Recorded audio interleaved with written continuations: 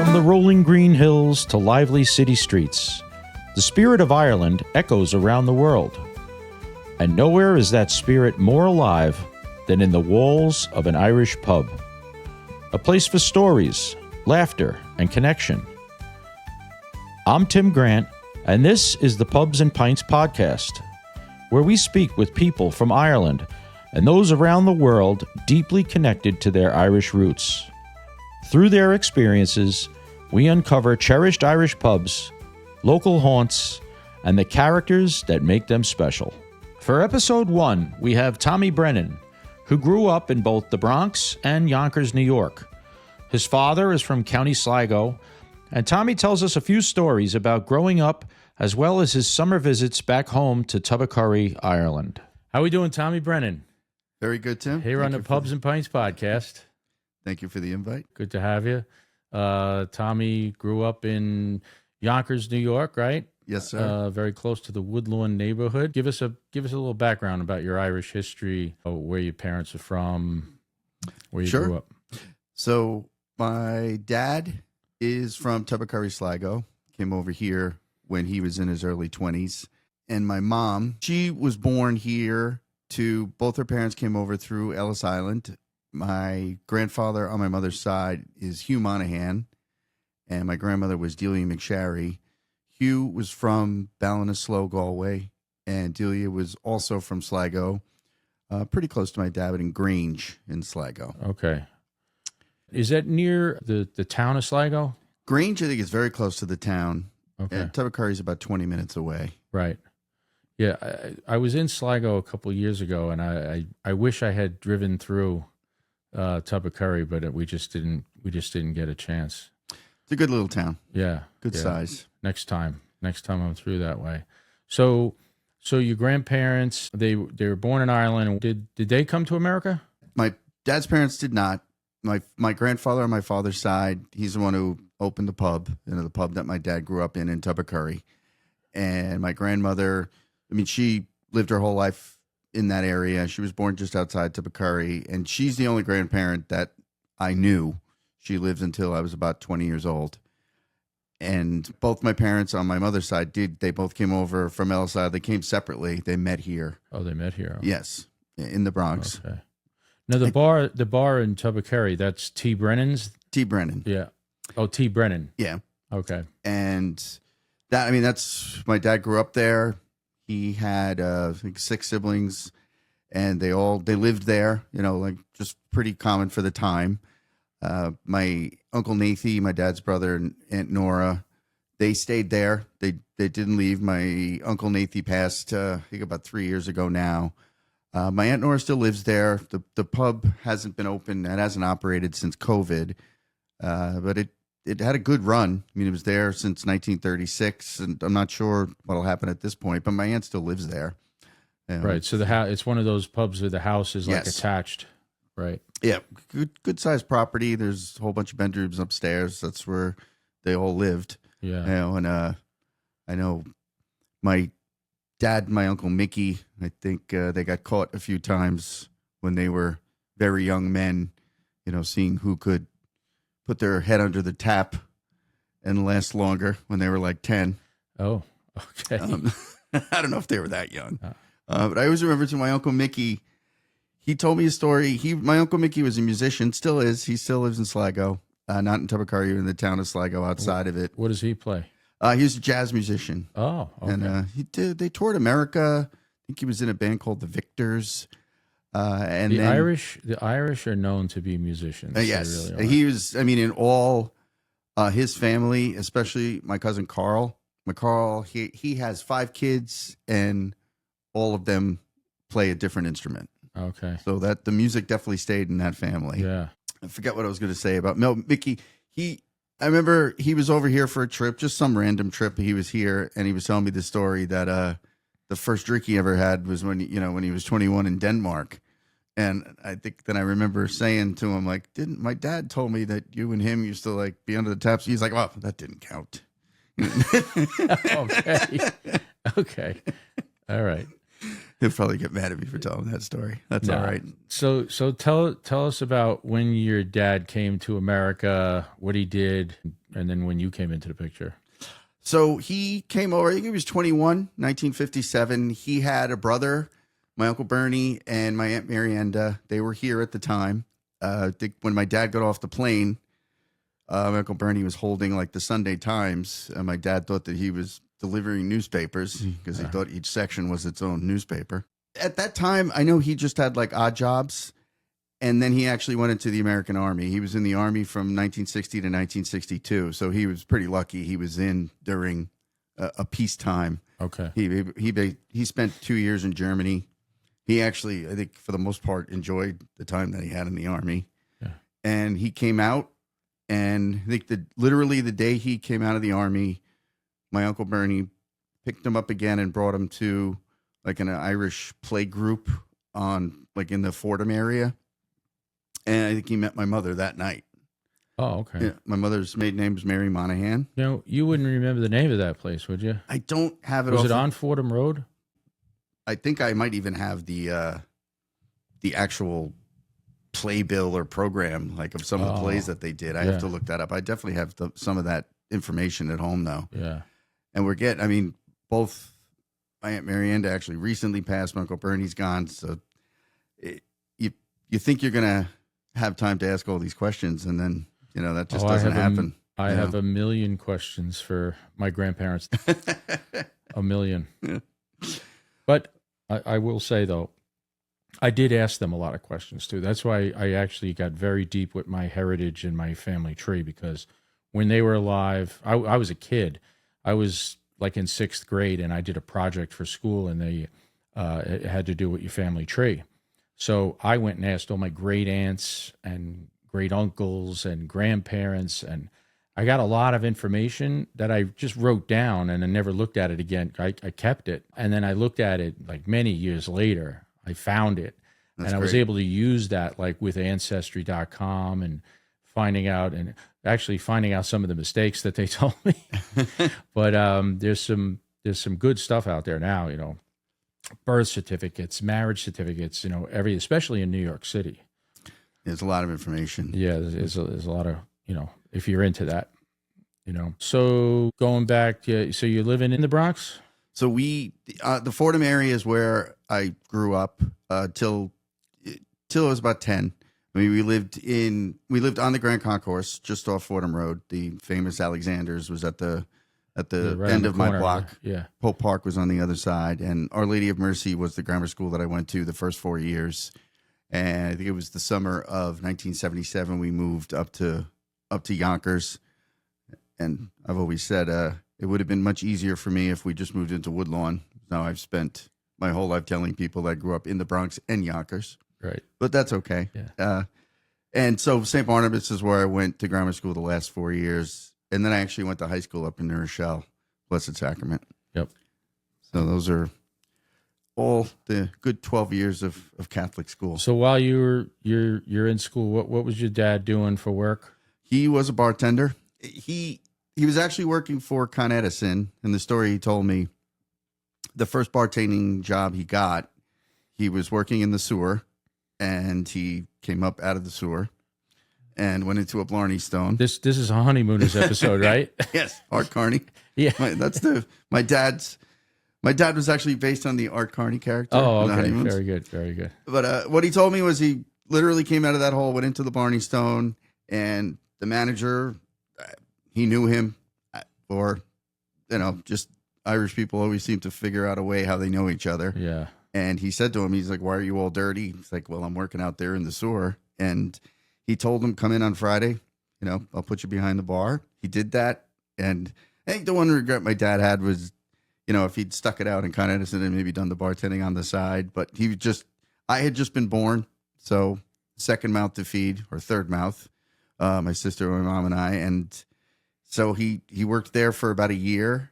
And Neary's Pub, much more well-known place up on 57th Street. Jimmy Neary is also from Tubbercurry, Sligo.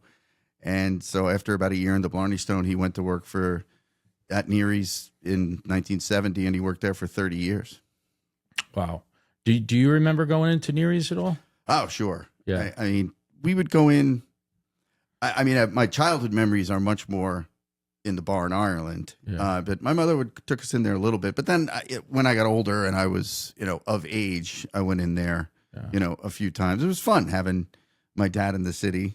Probably embarrassed them a couple of times, but that's okay. All right, so let's back up a little second here. You were a kid hanging out in Ireland. What, you'd go over in the summer times? Yes. So you're a kid hanging out in Ireland every summer. Do you have any funny pub stories as a kid, like your uncle? It just, I was just so lucky because I remember some other kids, growing up in the Woodlawn area. There was plenty of other kids who were the same as me, first generation, and most of them. I don't know most, but a lot of them, they would get to go over too, and they were on a farm, or they just didn't have kind of the same experience. Whereas I got to stay, lived in the pub right above it. I mean, I just loved it. Like, it was just so different than living on Bronx River Road with, 8 lanes of traffic, like out the window. And then you go to Tubbercurry. It just got the nice main street right in front of you. But one of my favorite little stories, the pub is very, very busy then. It's like a community hub, though, right? It's not like everybody comes in there for their, get the news and 100%. And it was a little bit of the front part was actually kind of like a general store type setting. It was a little bit of shopping. And at that time, like I said, as a kid, even that was fairly busy. There was actually at the top of the bar in the shop, there was a Snug. Yeah. So, a lot of the ladies. Yeah. Even Snugs. As a kid, when I was there in the 70s, sometimes like you'd see a group of older ladies like having a whiskey up there. Yeah. Nowadays, those are like really cool little spots. People fight for them to get those little spots. This was just more like they were hiding. Okay. Yeah. Because it was literally behind the bar. And you could go in there, close the door. It looked like an office, but it was really a Snug. But then one of my very childhood memories, I was probably only like 7 or 8 years old. My mom would come upstairs and lay with me to put me to sleep.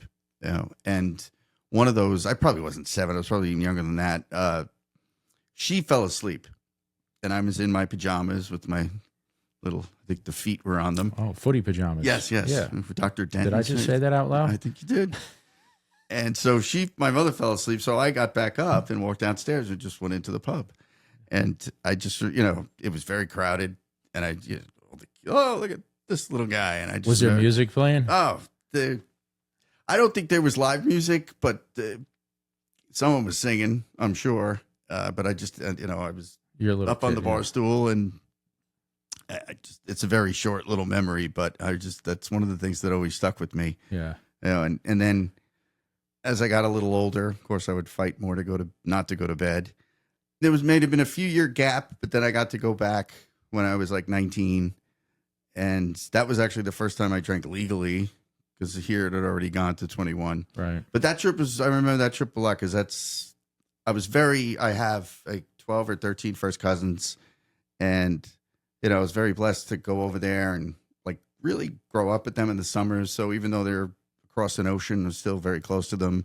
But then that trip, I remember when I went when I was 19, I'm one of the older cousins, but there's, of the 13 of us, 10 of us are within 4 or 5 years of each other. So it was big, close in age.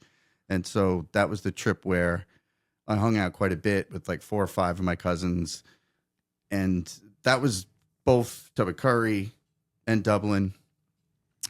And just, those relationships have really stayed strong throughout my life. Now, I know just because my daughter was an Irish dancer for so many years, I know that you have cousins that were dance instructors and judges and everything from the Yonkers area. Is that from your dad's side or your mom's side? That is my mom's side. Well, that's your mom's side. Yeah. Okay. So my sister Eileen, she danced, all growing up, and the Flynns. So Bridget Flynn is the teacher now up in Woodlawn. I think my mom, our mothers were first cousins. Okay. But they practically sisters. I mean, they were very, very close. Well, a lot of times the cousins, especially Irish cousins, were always very close. Again, I have the one sister, and the Flynns, there was 8, And so when we were in Our Lady of Mercy, my sister and I would actually go home for lunch to the Flynn's house. And it was chaos. There's 8 kids. So my sister and I were just, but we were treated like royalty. Yeah. And all my cousins were always getting in trouble. There's nothing I could do about it. It's not like I regret, but I loved like that whole neighborhood, type feel. Oh, yeah. And it was tougher because when we moved, like on Bronx River Road, I was kind of separated from Woodlawn. So I didn't get to really be as much a part of Woodlawn as maybe, it just because of location. I mean, there's obviously a big bar culture there, but I wasn't really a part of it. You said you went to school up in New Rochelle, right? Yes. So North Avenue, was there Irish pubs on North Avenue back then? I mean, Tammany Hall, and I don't know if they were really Irish pubs. They were more kind of college pubs, right? Yeah, right. I mean, that's where I there was a characters there, right? Characters, Tammany Hall. Yeah, there was a Gary's. characters. There was a characters up off of Broadway too, up by like Riverdale. There was a Manhattan College bar. But the Wolf Tones played there. I remember seeing them there at least once, maybe twice. That's a big Irish neighborhood as well. I mean, you got Gaelic Park down the road from there. Now, when for you, like when did a place like Rory Dolan's come into play? I loved when Rory's open. That was in the early 90s. So I think it was I want to say it was 1993. That sounds about right. I had just got on the fire department. I got on in 93, and I remember, like that would be a place that we would have went to. I worked in the Bronx on Jerome and 183rd Street. And as a matter of fact, to this day, we still have our annual reunion there. It's always the first Friday of December. Been that way for over 30 years. Yeah. I love that reunion because it's the beginning of December. You walk in, Rory's got the whole place decked out like Christmas, and it's that first place, the first time you're actually feeling the Christmas spirit kind of thing, besides like the Thanksgiving, going into Christmas. Yeah. But I love that reunion. Because I did have Debbie, my wife, just before, it's 1 or 2 years maybe before we were married. That's where we had my like surprise 30th birthday in there. Oh, and Rory's. Yeah. I don't even know if this is correct, but to me it was kind of like the first really large bar restaurant. Bigger. There's a lot of good pubs there. You got I know. Moriarty's, and I mean, there's a lot of Irish music being played in those pubs still, because that's still a stronghold. I mean, you walk down the street in Woodlawn and you hear an Irish accent on every corner. Yeah, it's great. And you can still get, like they got the delis there with the Irish sausages and all that. That's a good place to go pick up some stuff. No, absolutely. But I love it. I love going up there. And then they opened up the Ramblin' House. There was a guy from my Firehouse, John Halpin. He got a job there bouncing, and he loved it. He's a Kerry man. He was from a town called Knocknagashel. I loved listening to his stories because he was so happy that he got this security job at the Ramblin' House right around the time it just opened. He had to wear a jacket. He loved it. Big Kerry man. He was big into the Gaelic football, and he played Gaelic football too. He was my lieutenant. Okay. When I was in 75 Engine. Well, you and I have known each other almost probably 40 years now. It's a long time. Yes. We went to college together and everything, so we've known each other for quite a long time. And my vision of you, even back then, was that you were Irish. I remember the picture of you jumping up in the air with the Irish flag on your back. And between you and Brian McParland, I remember when guys were pledging the fraternity, they had to sing the Black Velvet Band. Yes. Her eyes, they shine like the diamonds. Yeah. My wife likes that when I sing to her. Yeah. Only her. I cannot only sing. her. Yes. Well, listen, it's not about the voice. It's a little bit about the voice. Well, it's about the song. It's about the heart. It's what you're singing. I mean, those are the best memories of the pub in Ireland. The best times I had there, especially as I got older, was every summer Tubbercurry. They still have it, I believe. Like they call it music. I call it Music Week. I think they call it like summer school, something like that.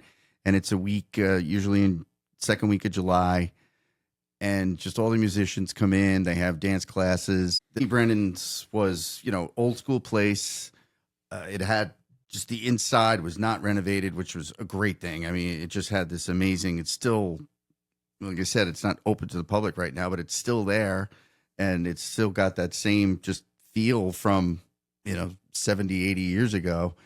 And for whatever reason, I think the acoustics were really good in there. Plus, they could open up the front, and there was a great corner where you just have 5, 7 musicians come in and they just start playing. I think I've told you the one story where one of the times I was there, it was the Monday. It starts like Sunday evening, and my uncle tapped me on the shoulder for a favor.